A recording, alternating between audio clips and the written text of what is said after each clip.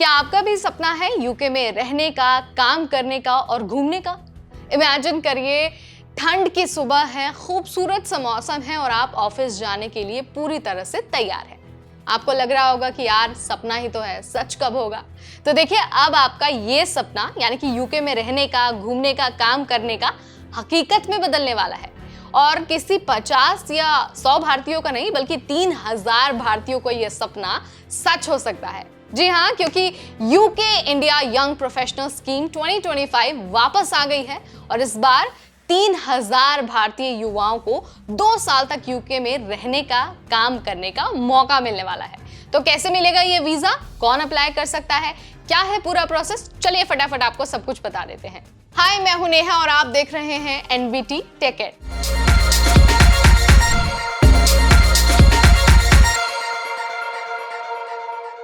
UK India young professional scheme 2025 actually ये एक visa programme है जिसमें भारत के 3000 युवाओं को 2 साल तक यूके में रहने का, काम करने का और घूमने का मौका मिलता है।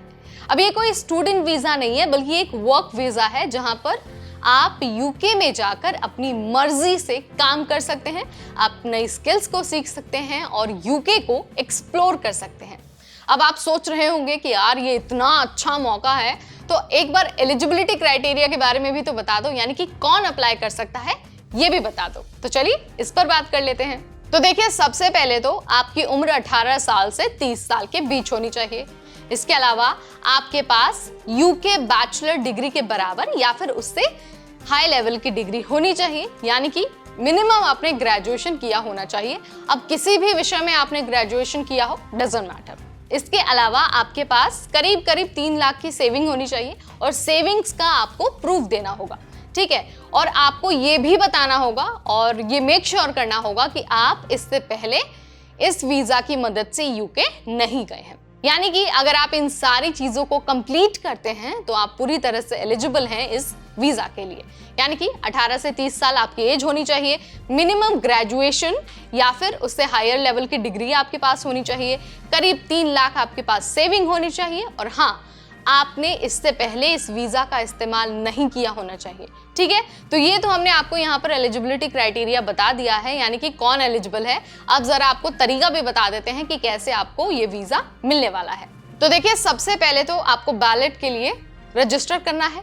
18 फरवरी से 20 फरवरी तक का आपको मौका मिलेगा और उस बीच आपको यूके की जो सरकार है उसकी ऑफिशियल वेबसाइट पर जाना होगा और जाकर अपना फॉर्म भरना होगा, अप्लाई करना होगा। दूसरा स्टेप ये कहता है कि आपको बैलेट के रिजल्ट का इंतजार करना है। रिजल्ट जब आएगा तो जो लोग चुने गए हैं उनको 2 हफ्ते के अंदर अंदर ईमेल के जरिए जानकारी दे दी जाएगी, वही ईमेल जिसका इस्तेमाल आपने फॉर्म भरने के लिए किया होगा। उसके बाद आपको वीजा के लिए अप्लाई करना है और इसके लिए आपको सिर्फ और सिर्फ 90 दिन का टाइम मिलने वाला है। 90 दिन के अंदर अंदर आपको वीजा के लिए अप्लाई करना होगा।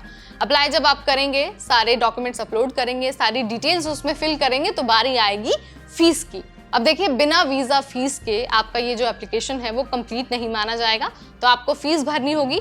फीस भरने के बाद जब आपका फाइनली फॉर्म कंप्लीट हो जाएगा तो आपको बायोमेट्रिक का डेटा देना होगा और उसके बाद जब आप डेटा दे देंगे तो आपको पैकिंग करनी होगी यूके जाने की। अगर आप सिलेक्ट हो जाते हैं इस बार तो वेल एंड गुड, अगर नहीं होते हैं तो कोई बात नहीं, आप अगली बार फिर से इसके लिए ट्राई कर सकते हैं। अब सवाल आता है सबसे इंपॉर्टेंट, सबसे मेन, कि एक बार जब आपको वीजा मिल जाएगा तो उसके बाद आपको क्या करना है। तो देखिए, वीजा अगर आपको मिल जाएगा तो आप किसी भी सेक्टर में काम करने के लिए पूरी तरह से एलिजिबल है। आपको कोई नहीं कहेगा कि भाई आप तो मैन्युफैक्चरिंग में काम करिए, स्टेम फील्ड में तो आपके लिए जॉब ही नहीं है। नहीं, आप हर सेक्टर में आराम से काम कर पाएंगे। आपको फुल टाइम जॉब मिलेगी, आप चाहें तो आप पार्ट टाइम जॉब भी कर सकते हैं या फिर फ्रीलांसिंग भी कर सकते हैं, पूरी तरह से आप पर डिपेंड करेगा। लेकिन नोट डाउन ये करना है कि ये सिर्फ 2 साल के लिए होगा। 2 साल जैसे ही पूरे होंगे आपको भारत वापस लौटना होगा। अगर आप आगे भी यूके में रहना चाहते हैं तो आप दूसरे वीजा को एक्सप्लोर कर सकते हैं। यानी कि ये वाला जो वीजा है ना, ये सिर्फ 2 साल के लिए ही वैलिड होता है। 2 साल जैसे ही खत्म होंगे वैसे ही आपको वापस इंडिया आ जाना होगा, ठीक है। तो मुझे लगता है यहाँ पर मैंने सारी चीजें आपको बता दी है, समझा दिया है कि भाई क्या करना होगा, कौन एलिजिबल है और कैसे करना होगा, स्टेप बाय स्टेप तरीका क्या है। अगर आप भी यूके जाना चाहते हैं और वहां जाकर बिना किसी रोक टोक के आराम से काम करना चाहते हैं विद एलिजिबिलिटी, तो आपके लिए आई थिंक ये मौका बहुत अमेजिंग होने वाला है। 18 से 20 तारीख तक का ही आपके पास टाइम है, 18 से 20 फरवरी।